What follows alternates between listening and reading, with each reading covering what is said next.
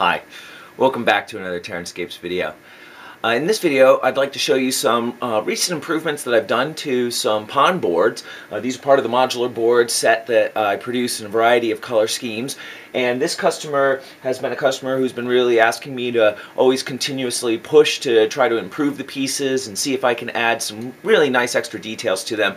And so I wanted to take this opportunity to try out something new, so I've added some water lilies and some other water vegetation to these boards in an attempt to take them up one more step, and I think that came out really well, so I want to show you that. And I also want to talk about this river transition board, and I put in a little rapids here, and I think I'd like to work on them a little bit more before I ship it out. So I wanted to show you where they're at right now and talk about some of those improvements as well. So here you can see a close-up of the board, and you can see that there is a grid pattern that's been put on the board. This customer has requested a grid pattern to be installed on every board that can facilitate it so that he can use this for Dungeons & Dragons play and have easier movement on the pattern. I've chosen a color that's just a slight off-coloring of the flocking itself, and depending on the kind of lighting, depends on really how much they show up, but I've tried to go for something subtle, and in this lighting actually with these lights, oh gosh, what the hell, these are 5000 KRT daylight bulbs. It actually shows up quite a bit brighter than it does under normal lighting, and in some lighting when it's a little dim they're actually kind of hard to pick out, so that's kind of an interesting variation depending on the lights you throw on it. But more importantly, looking at the pond, you can see much of the typical things that I've been doing in the ponds, which is the reeds around the edges, the foliage, but you can see here some of these groups. So what I've done is I've put in some lily pad clusters and then added a new foliage into those as well to try to help tie them into the water. As I've done this after the fact, I didn't put in any subterranean, what's the word I would look for? Subaqueous? I don't know. I didn't put anything below the water's surface when I poured the resin. So I felt like there was kind of a strong transition between the water and the lilies, and they looked like they were just sort of floating around on their own. And I decided that they really needed something else to kind of anchor them in. So I've added in a new foliage type that I recently picked up. This is Silflore's, whoops, there we go, horsetail late summer. It's an interesting sort of static grass applied to a netting of a sort, like a nylon netting, that then you can tease apart and cut and place in a variety of ways. So what I've done is I've actually taken very, very, very small pieces of this and then glued them upright into the pond to help provide a new type of foliage and something to sort of anchor the lilies in a little bit closer. So here you can see a close-up of the lilies. The lilies are basically hole punched from paper that's been painted in a variety of colors. And then, each one I've gone in with a X-Acto blade and cut out the little closed-mouth Pac-Man shape. Wow, am I getting old? Do people even know who Pac-Man is? In any case, then you can see the Silflore horsetail pieces that have been glued in amongst the lilies, little tiny uprights. It looks quite a bit spikier in this sort of ultra magnification look than it does at a distance, but I really like the sort of form that they give. It's a little bit different than the reeds and is a nice sort of complement to the lilies. One of the things, if you look at this, and this is an extremely bad angle to look at the lilies, I mean, nobody can view it in actual gameplay from this close to the, where's my pointer here, from this close from the surface. So this is an extreme view that you wouldn't normally see, but you can see the little white edge of the paper here. I think in retrospect I'm going to use maybe a dark green paper in the future, but what I ended up doing to mask this is you could see that edge. Now see, from here you can't see that, but except for this one right there, if you see that little edge here. What I've done actually is I've gone in and put a wash over each and every lily using Thraka Green or Devlin Mud from GW, and that has helped sort of tie these lilies together a little bit more in color, and then also matted and coated the edges where some of the paper tufts were showing from the hole punching that really took that away. Then I had to go in actually around each lily and put in some gloss effects to hide the matte effect that some of the wash spillover produced around of lilies. So that took a little bit of extra time, and that's something I'm just going to absorb for myself, not charge the customer for that touch-up, because really if I had used a dark green paper, I don't think that process might have been quite as arduous as it was. But I think the wash, though, was an important part, and that is something that should be done in general, just because it really helped take some of these colors and tie them together.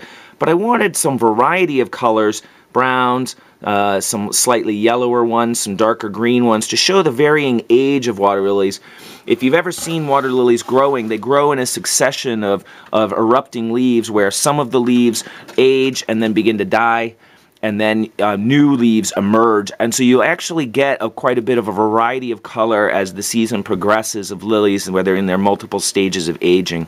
So that's something that I wanted to carry over here. I actually got this idea from a railroad modeling book tip that I saw on Google Books, where you could kind of look into the book, and here you can see under this sort of ultra magnification some of those brush strokes, and actually kind of gives it at a distance almost a bit of a variegated look, where you can see some interesting patterns in the leaves that keeps them looking from just like regular green punch outs.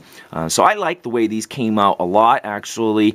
I might like one more size punch. I used 2 different sizes, but I think I might like one more size just to add a little bit more variety. But really makes a little nice transition on the edge and gives something at a distance that I think adds quite a bit to the pond and brings it, a nice little level of realism. And here we can see a close-up of the transition board. So this is a board that's designed to tie in the normal modular board rivers, which are about 2 inches wide here, with a sort of, what's this, like a floodplain, cut down, which gives me a little room to put in foliage that doesn't stick up too high and get crushed during storage or shipping. And then this transitions to the Martian board river set, which has a 4-inch wide body for the river, and then of course the sculpted rocky cliff facing that the Martian boards have. Customer wanted this to be all in the verdant board or the green color scheme, and so what I've done here is actually these rivers are cut a little bit deeper. These drop down about 1/4 of an inch, I think maybe 1/3 of an inch from this height here. So what I've done is I've put in some rocks and then made a bit of a rapids dropping down into it.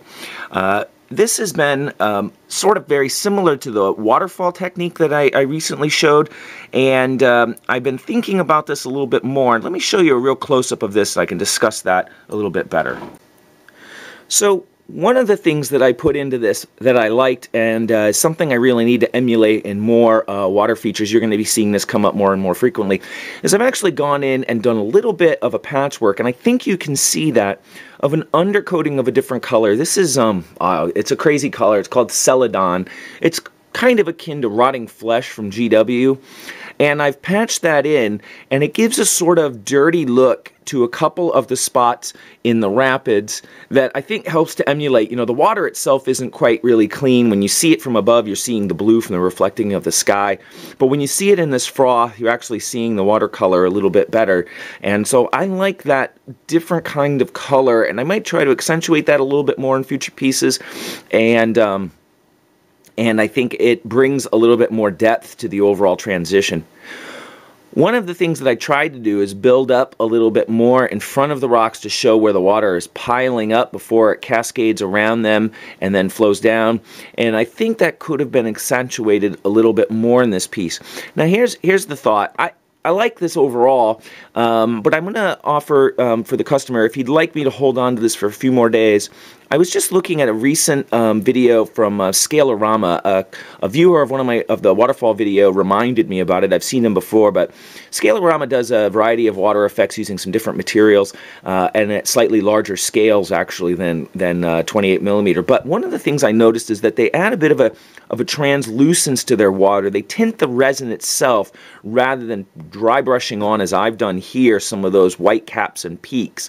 And I thought I might like to try and do a little bit more of a coating on this to blend that color down and give it a little bit more of a translucent look rather than the harsh white peaks of the dry brushing. So I think another coating over this might make this transition look a little bit more realistic.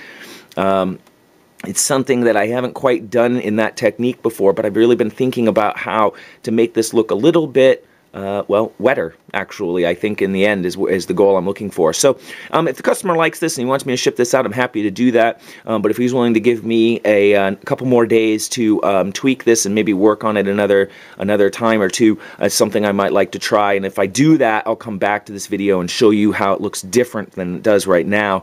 But this gives you a chance to see one way that you can do rapids. This is done using Woodland Scenic's water effects. And this was over several built-up layers to help raise it up. Let me see if I can show you it from the side, although because it's recessed, it might be hard to see that. Yeah, that's a challenge from the camera angle here. Let's see if I can show it. Well, you get a little sense here. There we go, little bit of a sense. But I've tried to create some raised areas to show, the undulations as it comes down here. You can see I've raised it up a little bit, but I think it might need a little more accentuating on those.